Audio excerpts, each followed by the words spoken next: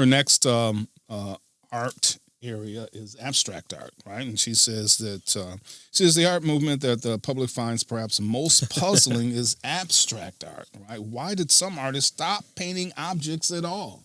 Is it even art, right? Yeah, it's a blue box. Yeah, and she says it's because they were influenced by pantheism. So art was influenced by pantheism.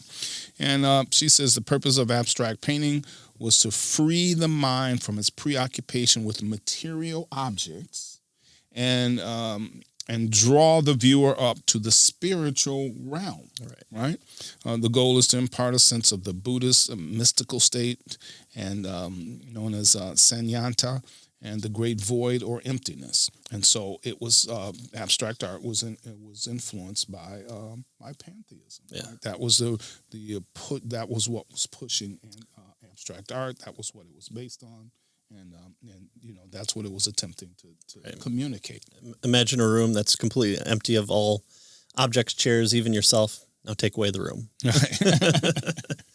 She says Francis Schaeffer offered a fascinating phrase to describe this kind of content-free religious experience. He called it mysticism with nobody there. Right? Literally. Yeah. Right. So a mysticism with nobody there is not enough to give a sense of significance and meaning in life. Right? If the goal is to become nothing, well, then what does that do to our significance and meaning in life? Right. So abstract art really is based on pantheism. Then finally here, I think this is finally, postmodernism. Right. She says, what about it? Well, it's expressed in art as well. Right? She says, recall that postmodernism is the claim that there's no meta-narrative or universal storyline that's valid for everybody at all times. Well, she says, deconstructionist artists, deconstructionist artists favor the collage. It's a patchwork of disconnected images that defy any attempt at interpretation.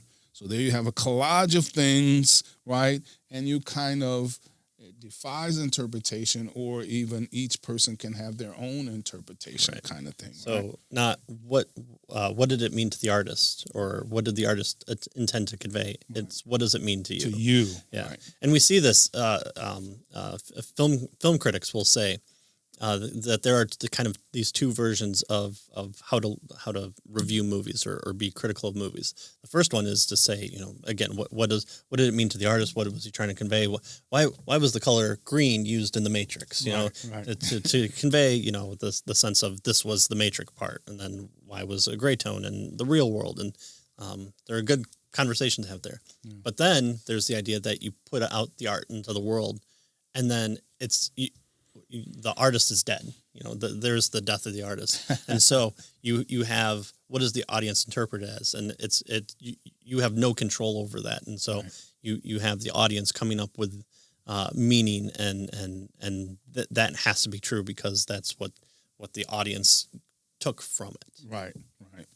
So she says, whether in art or literature, education or psychology, mathematics or science, every theory or movement is inspired by an underlying philosophy, right? So if you master the strategic principles in this book, she tells us, they'll equip you to identify and engage critically with the ideas that have shaped the Western world in every subject. Right.